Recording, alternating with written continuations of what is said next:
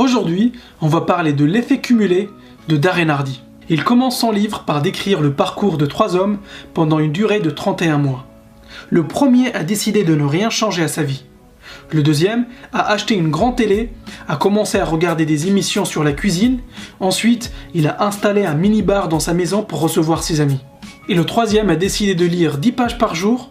Il a aussi réduit ses apports caloriques de 125 calories par jour. Il a juste arrêté de boire un café au lait tous les matins. Au cours des 9 mois qui ont suivi, rien n'a changé. Il n'y a aucune différence entre les 3 amis. Après 15 mois, tu commences à voir des petits changements. Mais au bout de 31 mois, il s'est passé quelque chose. Le premier, qui n'avait rien changé, était un peu triste parce qu'il n'était pas devenu une meilleure personne. Il n'a pas évolué. Il n'a rien appris de nouveau et sa vie ressemblait à celle d'avant. Le deuxième, qui a fait des choix négatifs, a pris 13 kilos et son couple battait de l'aile car il ne passait pas beaucoup de temps de qualité avec sa femme. Et le troisième, qui a fait des petits changements positifs dans sa vie, a perdu 13 kilos et il est devenu en meilleure forme. Il va probablement vivre plus longtemps.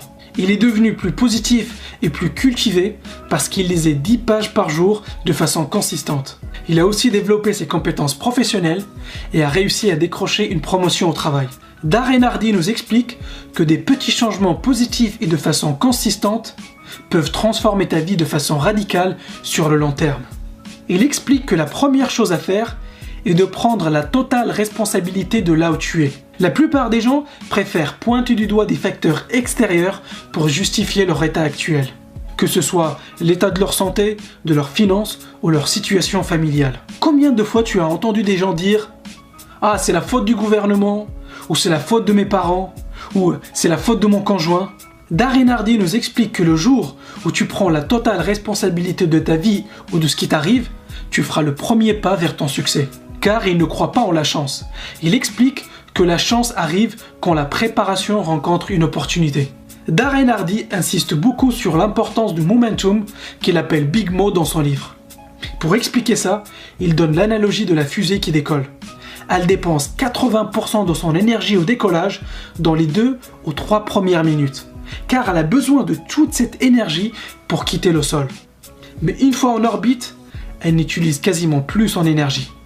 Il explique que c'est la même chose qui se passe dans notre vie. Les premiers mois où tu vas commencer à lire 10 pages par jour, cela va te demander beaucoup d'énergie et aussi beaucoup de discipline pour te motiver à lire tous les jours. Il dit que ça demande beaucoup d'efforts pour résister à la tentation des différentes distractions qu'on a dans notre vie et de se concentrer sur ce qui est vraiment important pour nous. Et c'est justement là où se fait la différence entre ceux qui réussissent et les autres. Ta mission est d'éliminer toutes les influences négatives de ton environnement pour créer un environnement propice à la productivité et l'efficacité. Tu dois garder une trajectoire positive dans la direction de tes objectifs. Pour cela, tu dois apprendre à réagir aux influences qui t'entourent pour rester sur la bonne trajectoire vers ton succès. Et voici les 3 types d'influences ou forces qui t'entourent. Interne, ce qui se passe dans ta tête et aussi ce avec quoi tu nourris ton esprit. Association, les personnes avec lesquelles tu passes du temps. Et ton environnement. Si tu veux optimiser les performances de ton cerveau, tu dois être super vigilant quant au type d'informations que tu envoies à ton cerveau. Car c'est ce qui nourrit ton esprit. Et c'est d'autant plus difficile que les informations que ton cerveau reçoit sont inconscientes.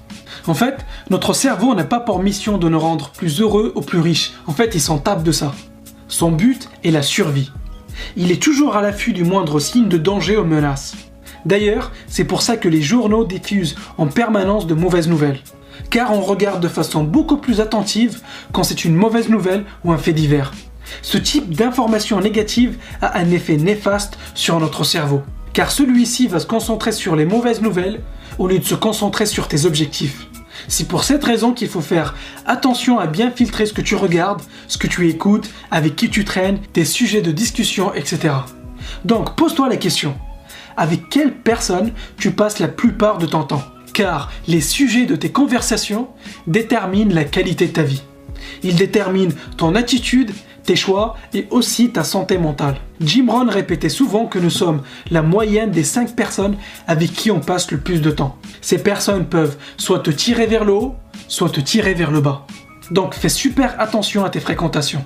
Et il finit d'ailleurs son livre par une citation de Jim Rohn qui disait « N'espère pas que les choses soient plus faciles, mais espère plutôt d'être meilleur. » En d'autres mots, ne blâme pas les autres pour ce qui t'arrive. Trouve plutôt des pistes d'amélioration dans tous les domaines de ta vie. La meilleure façon pour prédire le futur est de le créer. La conclusion de ce livre, c'est que le changement ne doit pas forcément être radical. Tu peux faire des petits changements dans ta vie de tous les jours qui, sur le long terme, auront un impact gigantesque grâce à l'effet cumulé. J'espère que tu as aimé cette vidéo, dis-moi ce que tu en penses dans les commentaires et si tu veux recevoir d'autres résumés de livres comme celui-ci, abonne-toi à la chaîne.